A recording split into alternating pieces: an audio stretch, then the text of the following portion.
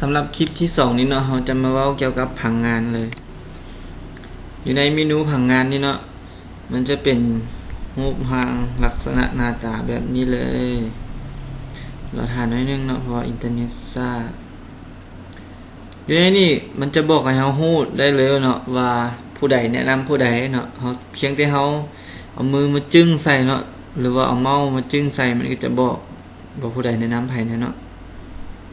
แล้วมันก็ยังบอกคะแนนเนาะว่าเบื้องซ้ายมีจักคะแนนเบื้องขวามีจักคะแนนเนาะนี่มันก็สามารถเบิ่งเห็นได้เนาะคือรหัสนี้ก็มีเบื้องซ้ายจะมีคะแนนรอถ่าอยู่100กับ6ล้านเนาะรอถ่าเบื้องขวาให้มาตบเนาะหรือว่ารอถ่าเบื้องขวาให้มีเบื้องขวามีคะแนนแล้วมันก็จะคูณ 8% ให้เฮาทันทีเลยเนาะมีคะแนนเท่าใดมันคูณให้เท่านั้นเลยตัวนี้และในผังงานนี้เรายังสามารถสมัครรหัสใหม่ได้เนาะหรือว่าสมัครสมาชิกคนใหม่ได้ก่อนที่เราจะสมัครนั้นเราต้องมีเงิน V Point อยู่ที่ 50,000 กีบขึ้นไปเนาะกรณีว่ามีแล้วนี่ 50,000 กีบเราก็สามารถสมัครได้เลยสมมุติว่าอยากสมัครไซบอนนี้เนาะคลิกเข้าไปมันก็จะเป็นหน้าต่างแนวนี้ให้เราเนาะกรอกข้อมูลส่วนตัวเข้าไปข้อมูลผู้สมัครใหม่เนาะแล้วอยู่ในนี้เนาะส่วนสำคัญของมันก็สิมีตัวนี้เลยประเภทสมาชิก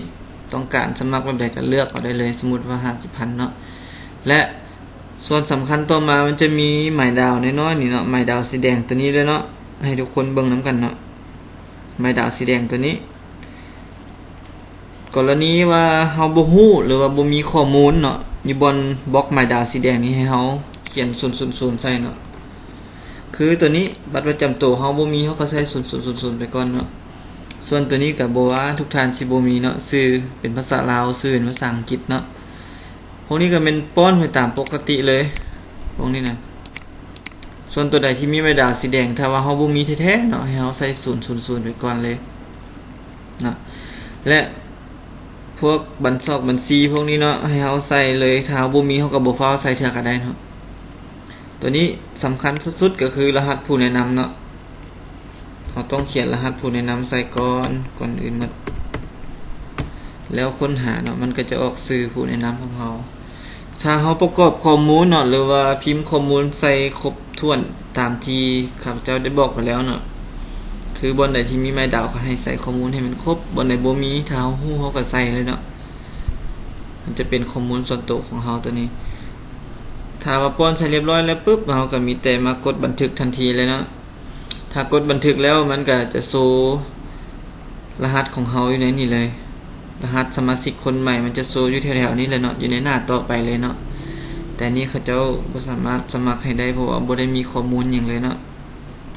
สำหรับการสมัครรหัสผู้สมใส่คนใหม่ก็ถือว่าจบเพียงแถวๆนี้เนาะจบเพียงแถวๆนี้เลยเนาะสำหรับคลิปต่อไปเป็นเราจะได้ติดตามเนาะเกี่ยวกับตัวนี้เลยตือมูลค่าโทรและคะแนนตัวนี้เนาะมันเกี่ยวข้องกันแบบใดเนาะเบิ่งในคลิปต่อไปได้เลย